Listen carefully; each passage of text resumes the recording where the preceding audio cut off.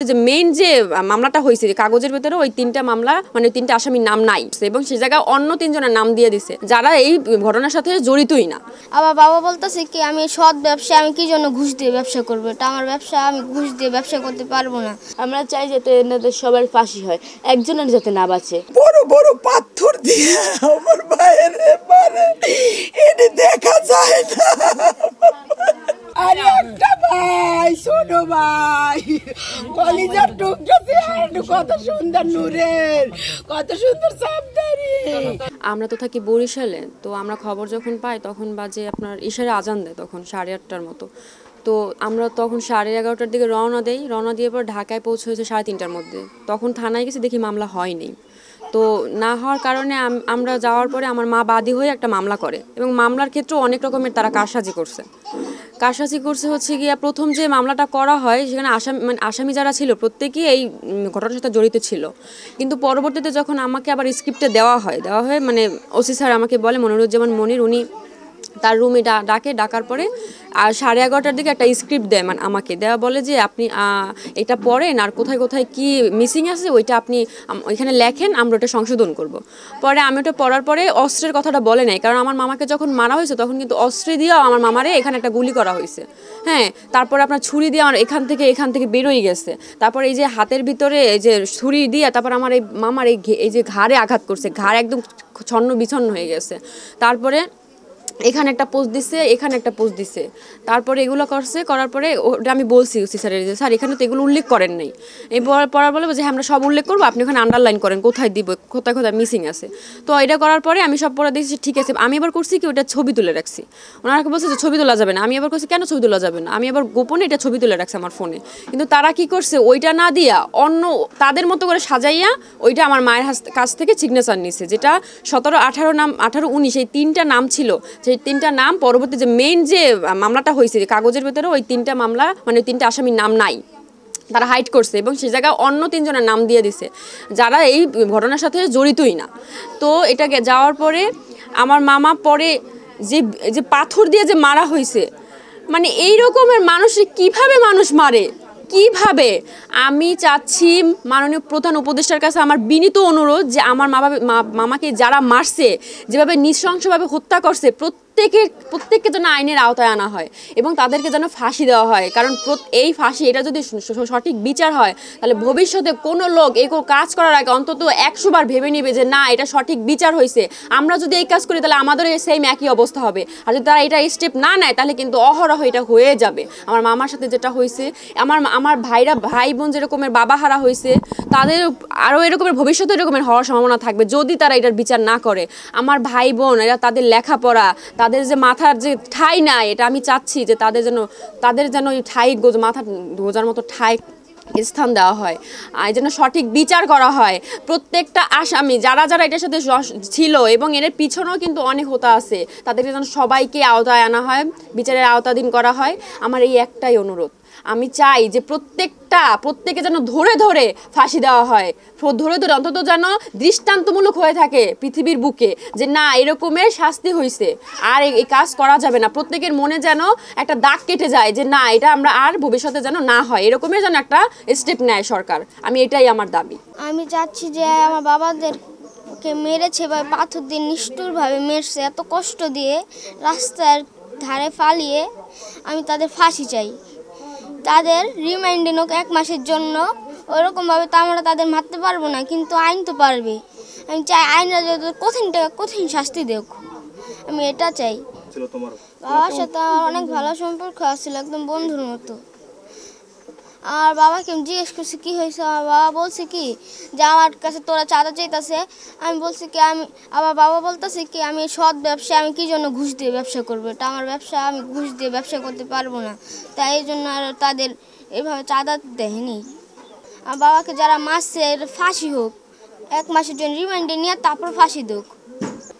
এগুলো নেওয়ার মতো যে মানুষ ছিল হয়তো হত্যা করে কীভাবে মারছে, এর জন্য আমি বিচারটা চাই, ওদের ফাঁসি চাই যারা আমার বাবাকে এভাবে হত্যা করছে। মইন, টিটু ওরা পিছে ছিল, এভাবে পাথর দিয়ে কীভাবে নিষ্ঠুরের মতো আঘাত করছে, পাথরটা দিয়ে মুখ এখানটা থেতলিয়ে দিছে, ছুরি দিয়ে এখানে আঘাত করছে, এখান দিয়ে আবার গুলিও মারছে একটা। আমার বাবার ব্যবসার কারণে আমার বাবাকে এভাবে নিষ্ঠুরভাবে মারা হয়েছে। আমার বাবার ব্যবসা এবং মাসে মাসে 2 লাখ টাকা চাঁদা চাইছে। আমার বাবা বলছে এটা আমি দিতে পারবো না, এটা আমার সন্তানের ভবিষ্যৎ, এটা আমি কেন দিব, এটা আমি এত কষ্ট করে নিজের কষ্ট করে এই দোকানটা খাড়া করছি, আমি কেন তোমাদের দিব। সেটার কারণে আমার বাবাকে এরকম নৃশংসভাবে হত্যা করছে এরা। আমার বাবাকে ফোন দিয়ে বাইরে নেওয়া হয়েছে। আমার বাবা বলছে আমি ওদের সাথে তো অনেক মানুষ, আমি কিছু মানুষ নিয়ে যাই। বলছি না, কারো নেওয়া লাগবে না, তুই একা আসো। তারপর আমার বাবাকে জোর করে একা নিয়ে গেছে। তারপর আমার বাবাকে নিয়ে আর কি আমার বাসায় ছিলাম, আমাদের কাছে খবর আসছে হচ্ছে 5টা আগে, কতক্ষণ আগে, যে আমার বাবাকে একটু তখন মারা যায়নি, ইনজুরি হয়েছে, যে আমাদের বাসায় বিপদ, তোমরা বের হয়ে যাও। তখন আমার বের হওয়ার পরে আমরা যখন চলে যেতেছি বাবার কাছে, তখন কিছু মানুষ আমাদের আটক করে আমার বাসার চাবি চাওয়ার জন্য, আমাদের বাসায় যা লুটপাট করবে। আমরা চাবি দিই না বলে আমাদের জোর করে। তারপর আমরা সেখান থেকে চলে আসি, চলে একটা চাচুর বাসায় যাই। যাওয়ার পরে তখন আমাদের কাছে খবর আসে যে আমার বাবা আর নেই। তখন আমরা সবাই ভেঙে পড়ি। আর তখন আমরা বাসায় চলে যাই। বাসায় যাওয়ার পরে আমার বাবাকে যে মর্গে রাখা হয় 2-3 দিন, এই যে ইয়ার জন্য, রিপোর্টের জন্য মর্গে রাখা হয়। তারপরে যেদিন আমরা দেশে চলে আসবো ওই দিন আমার বাবাকে আমাদের সাথে নিয়ে আসা হয়।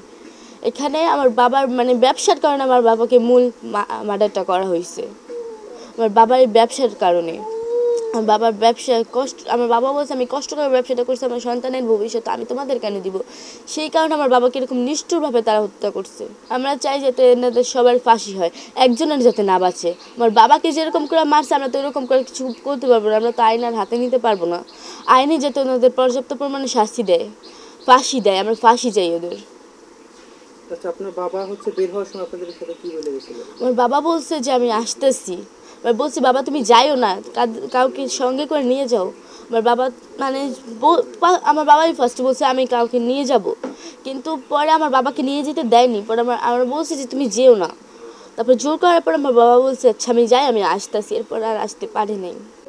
সোহাগ আমার ছোট ভাই, আমরা 3টা ভাই বোন, 2টা বোনের পরেই আমার একটা ভাই। খুব আদরের সেনর আমার এই ভাই, খুব আদর দিয়ে যত্ন করে মানুষ করেছি। আমার ভাই অনেক কষ্ট করে এই ব্যবসাটা দিছে। আমার এই 2টা ছেলে মেয়ের দিকে তাকায় এই ব্যবসা নেওয়ার জন্য অনেক ইয়া করতে আছে, হুমকি হামকি দিতে আছে আমার বাইরে অনেক ইয়ে ধরে। তারপরে আমার বাইরে এই গোডাউনে তালা দিয়ে দেয়, এই ব্যবসা দেব না দেখা। আমার বাইরে হুমকি দেওয়ার পরও তালা দেয়। তালা দেওয়ার পরে আমার বাইরে যায় তালা খোলার পরে যে তুই কেন গোডাউনের তালা খুললি? কইছে আমার ব্যবসা, আমার দোকান, আমি কার কাছে জিগাই আমি তালা খুলবো? আমার দোকানের তালা আমি খুলছি। তারপরে আমার বাইরে যাই এই গোডাউনের থেকে মারতে মারতে বেড়ে বার করে। তারপরে এই মিটফুট মেডিকেল 3 নাম্বার গেটে আমার বাইরে এই 3 নাম্বার গেটের ভিতরে নিয়ে যায় মারতে মারতে। আমার বাইরে এমন মারা মারে, বড় বড় পাথর দিয়ে আমার বাইরে মারে, এটি দেখা যায় না। আমার ভাই কই পাবো? আমার সরকারের কাছে এইটাই দাবি, এই ছেলে মেয়ের মাথার গোজার ঠাই নিয়ে গেছে, এই ছেলে মেয়ের মাথার গোজার ঠাই কই পাইবে? এই আমার কাছে প্রধানমন্ত্রীর কাছে এটাই একটা দাবি, এই ছেলে মেয়ের ঠাই খোঁজার জায়গা করে দেয়। এই প্রধানমন্ত্রীর কাছে এটাই একটা দাবি। আমার ভাইয়ের খুনের বিচার চাই, এই খুনের বিচার চাই, ফাঁসি চাই, আমরা ফাঁসি চাই। যারা এইভাবে নির্মমভাবে হত্যা করছে তারার ভাই এমনভাবে ফাঁসি চাই আমরা। আমার ভাইয়ের তো আমরা আর পাবো না, চিরজীবনের লেগে হারিয়ে বলাইছি। আমার ভাইয়ের মতন এত ভালো মানুষ ছিল না। আমার ভাই অনেক ভালো ছিল, মানুষের প্রতি অনেক দয়া ছিল। আমার ভাই অনেক দয়া করছে মানুষের প্রতি। আমার ভাই কেউ আঘাত দিয়ে কথা বলে না, আমার ভাই অনেক ভালো ছিল। আমাকে কতটি ভাই বোন নাই, আমরা তিনটা ভাই বোন আর একটা ভাই ছোট ভাই কলিজার টুকটাছে কত সুন্দর নূরের কত সুন্দর সাবধারি আর ভাই আমার ও ভাই কি কইয়া গেলি ভাই ও ভাই কি কইয়া গেলি আর ডাকবে না ডাকবে দেখি সুন্দর বই না ও বই না ও বই না আর ডাকবে না আর ডাকবে না আমি কি কমু কে সুন্দরে বুঝ দিমু